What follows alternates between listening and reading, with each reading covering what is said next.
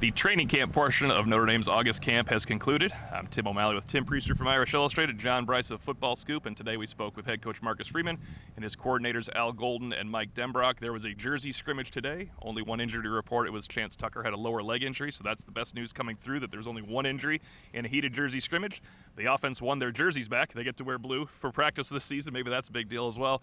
42-40 in an odd scoring system, of course, that has nothing to do with 40 points being scored. Marcus Freeman mentioned what he wanted to see was crispness from the offense, because it is a new offense installed by Coach Denbrock. Denbrock echoed that later. And then, of course, defensively, the perception from the outside is the defense is going to win any scrimmage against the Irish offense, and I think that has probably been the case this year. So it is good news if a team were to win the jersey scrimmage August 17th, with the way we have seen things go since. I believe that offense, it's a good sign that the offense was able to pull it out. Oh, yeah, definitely. That's the news you want to hear, regardless of what the score is. And, of course, it makes sense to us to see the offense in blue. It's always been that all way. Of August. All of August that threw us off, so we're not going to be able to see practice moving forward. But that is good news. Now, Mike Denbrock wasn't quite as thrilled with the outcome of it, because even though he knew he was going against a great defense led by defensive coordinator Al Golden, he expects to win more than 50% of the snaps, right. And the close score would indicate to him that the offense only won about 50% of the snaps. But totally agree with you, Tim. That's good news. That's what you want to hear. There was apparently 100 plays, or at least 100 plays, first, second, and third team. And the offensive line situation is, at least publicly, no more clearer than it was recently when we saw a change in the starting lineup. And I think it makes sense, JB, that after the jersey scrimmage, they can easily defer who won the job positions, because they're actually having their conversations tonight about who won the job and everything. So we do not have updates on who won jobs, other than, of course, Riley Leonard has never not been the starting quarterback. That was discussed today. But the offensive line, the left side is the key, of course. That's what everybody wants to know about. Who started today on the left side of the offensive line, and what have you heard on this topic? Yeah, and I think we've all heard very similar in terms of what happened today, and that was, once again, Anthony Knapp went out as your first-team left tackle, and Sam Pendleton went out as your first-team left guard. That's how they opened with. That was who worked with the ones extensively today. Does that mean it's over? No, but it means that we saw them Thursday with the ones. They continued to work with the ones after media was gone Thursday, we were told.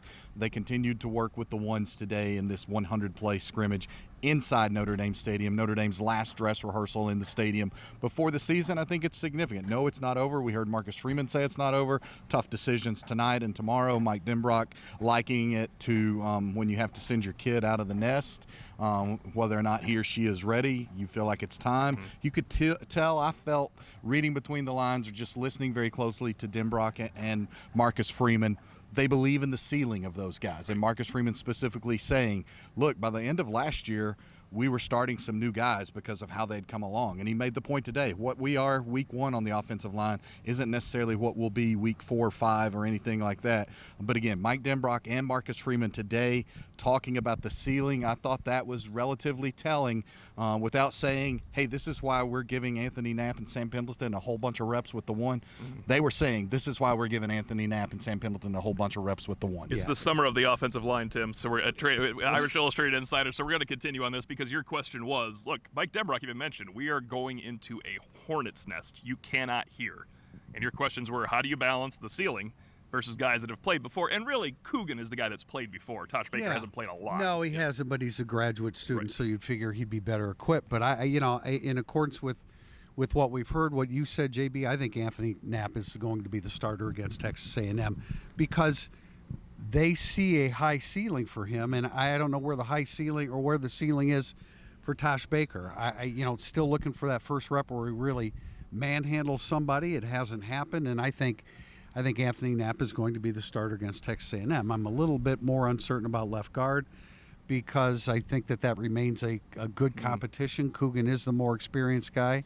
John, you mentioned that the word was that Rocco Spindler had a really good day today. Yeah, flat out told by some people who observed today's scrimmage that 50 was mauling people. Now, look, that was not with the first-team unit, right. And we know that Notre Dame defensively, I don't believe they used Howard Cross today. But not the third-team unit either. But not the third-team unit either. Yeah. So 50 had a nice day. That's the way it was put to me. 50 had a really nice day.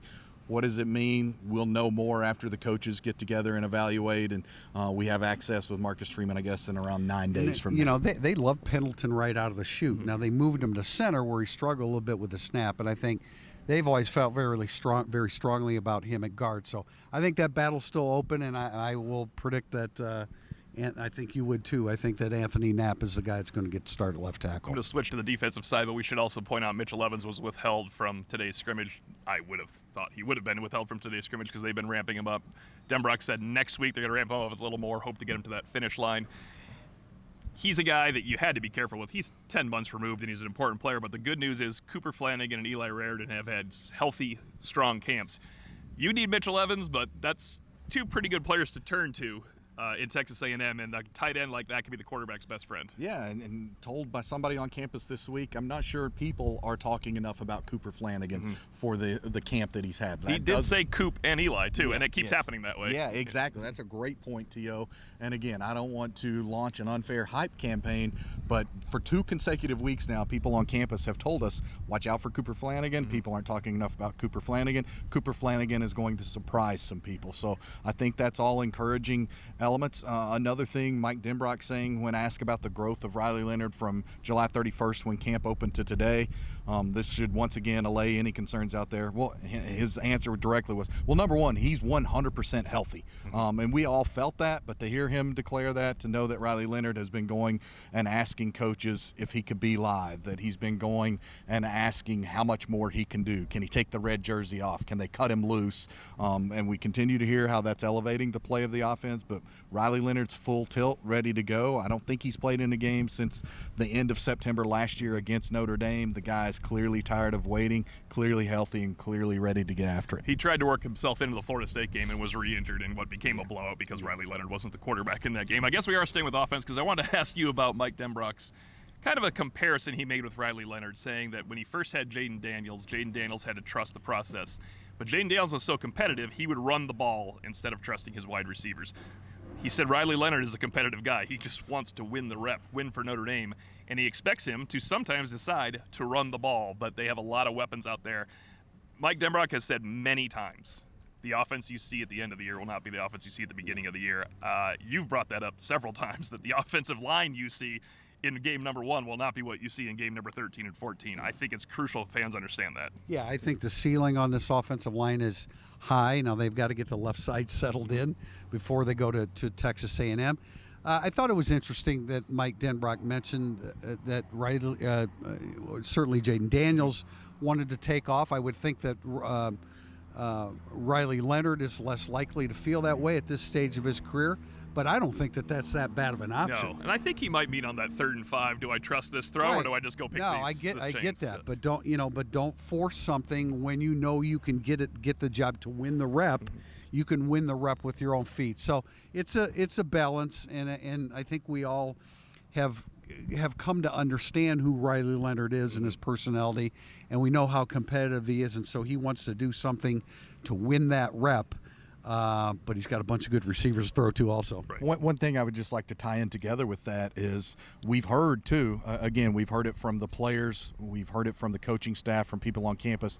You talk about that trust being developed and that sometimes takes a little bit longer. Well, that's part of the reason why Riley Leonard brought those guys down to Alabama, to stay with him, to work with him, to be able to train with him, to start to develop that trust, that rapport before summer drills started happening here on campus. And we've also heard a lot about Riley Leonard leading just sort of a mythical at this point summer practice in which he was so electric and so on, and the offense was so electric and so on. And so I do think the intangible things that Riley Leonard has done positions this Notre Dame offense to have that trust and to be a little bit ahead of where Mike Denbrock was talking about where they were when Jaden Daniels was in a similar situation at LSU. Tim, a few final thoughts from you, but I do want to interject. A colleague told me on the walk over here, Christian Gray and Ben Morrison dominated today. He said they dominated the number 1 wide receivers. That might be why Mike Denbrock was looking for more from his offense. I assume Jaden Mickey was out because he's been nursing a groin injury, and I assume Leonard Moore was out because he was wearing a red jersey as well. But that's good news for Irish fans because you want Benjamin Morrison and Christian Gray to dominate everybody. That's the strength we love the receivers. The strength of the team is Christian Gray and Benjamin Morrison. Right, and we're not surprised to hear that they dominated that. But that's really good news. Continue to hear great things about Leonard Moore. the depth is really starting to come together back there. We know Adon Schuler, is competing with Rod Hurd for that position. So the numbers are starting to fill out. You mentioned Chance Tucker being injured. I would imagine a healthy Leonard Moore is that number 4 cornerback that we talked about. So sorry there, TP. And continuing on the defensive side of things, we heard it again. We heard Max Bullough say it last week about the 5 linebackers that are trusted.